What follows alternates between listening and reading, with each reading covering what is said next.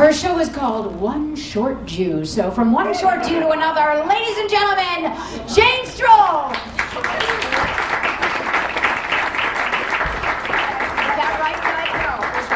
It was close enough. It's One Small Jew. Let's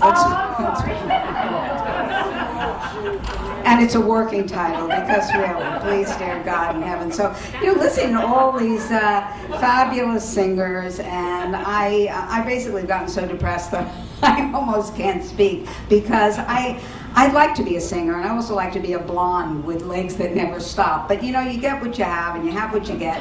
And I'm reading Eckhart Tolle's The Power of Now, so I'm very, very enlightened. May Oprah rot. I'm sorry. Eckhart Tolle. Here's my power of now. I'm a social worker. That's the power of now.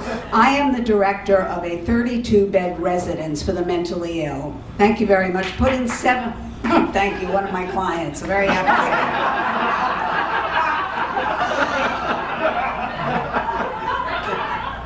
If I put in 7 more beds, I could house the staff. It's a bloody nightmare. I have a boss who is totally evil incarnate. I pass her in the hall, I smell sulfur. The woman really should be.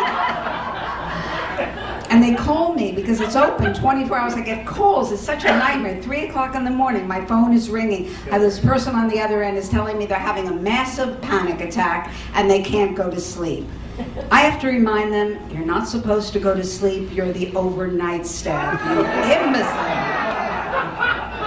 You think I'm kidding. It's so hideously true. But you know, it's about choices. While you still can make them.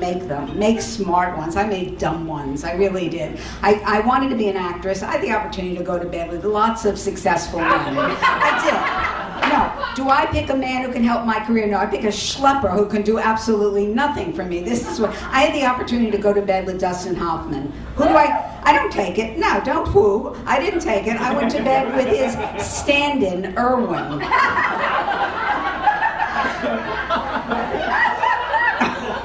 All of it's true. Remember that when you think of me fondly, with my head in the oven. It's because listen, I'm part of the 60s. I mean, we were the flower children, we were the hippies, we were the recovery movement of the 80s, but we didn't know that yet. So I did, my choices were based on what drug I was taking at the time. And I didn't even do drugs right. I did them steady. Like, I remember once doing mescaline. Once 500 times, but this particular time I was in Mexico with one of my hostile New York girlfriends, and she said, I have a great idea what we can do today. Let's take mescaline and go snorkeling.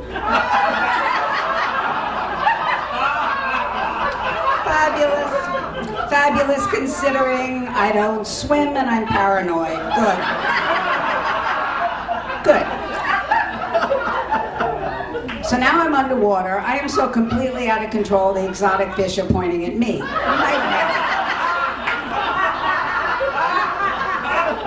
Nightmare, can't breathe, hyperventilating. Now I start hallucinating. May the good times roll. All of a sudden, I think I see a gefilte fish rushing toward me.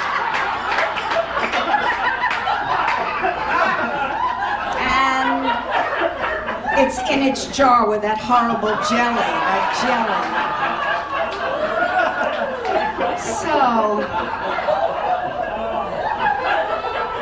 But I've done all the work. I've done the forum, I've done EST, I've done therapy, I've done everything. Went to channelers. I figured the living can't help, so I started asking the dead. Channelers are people who speak to the dead, and the dead always speak back with Indian accents. Figure that one out. I have. And I say this because I've forgiven my parents. I have. They were 2 other small Jews raising me in Manhattan, and they didn't do the greatest job, but they tried. And my father, particularly, that probably messed me up worst of all, because now they would call him a rageaholic. There's names for everything. Rageaholic. He had a bad temper. He had a short fuse, and he had my mother. And he lost it. So occasionally, every other day, he would be running through the apartment. He'd get to the living room window, whip it open, get himself halfway out. My mother's holding him by the undershirt. He's screaming at the top of his lungs, "Take me, God! Take me, God! I'm ready to go!" the next door neighbors are thinking, please God, please take him or take us, the drama and the noise and that. So as a result, I'm living alone with animals. Isn't that festive?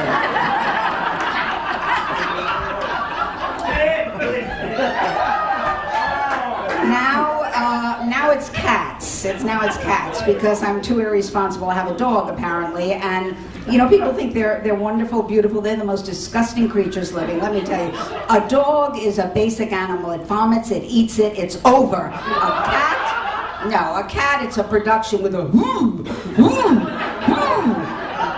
3 o'clock in the morning, pillow next to me, I hear whoo, whoo, whoo. I got very nervous. I thought my boyfriend was having a heart attack. And then I remembered I don't have a boyfriend. That's fabulous. So what do I think, believe it or not, I actually think, no, what I want to say is actually the thing about cats and their 9 lives. This is one thing that's interesting. They really do have 9 lives. God help them. They have 9 lives. I had a cat. She fell out a 5-story window and survived. She was staying with my parents at the time. It was probably a suicide attempt.